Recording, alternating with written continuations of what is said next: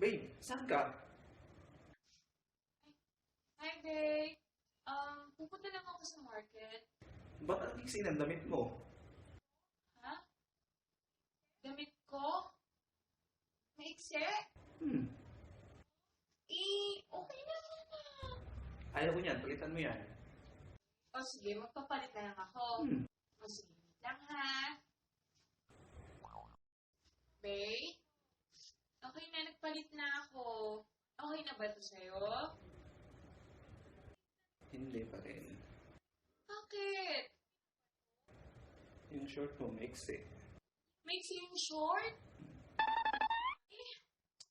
Papalit ulit ako. Sige na, palitan mo. Wait naman eh. Sige, wait lang.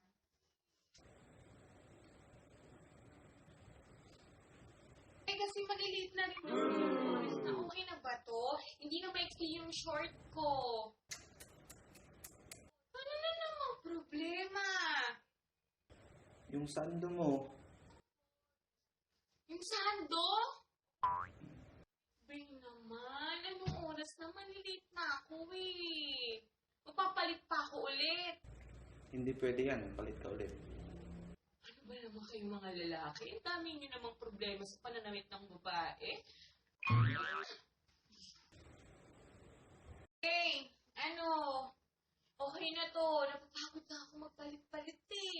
Naka-t-shirt na ako, hindi na fitted, hindi na maiksi yung short ko, hindi nakita yung dibdib ko. Okay na ba to? Yan. Okay na yan. Bakit ganyan ka? Ayaw mo makita sa iba, no? Siyempre. Sweet naman. Sige na. Mamalengke lang ako ng breakfast tsaka ng lunch. Bye-bye.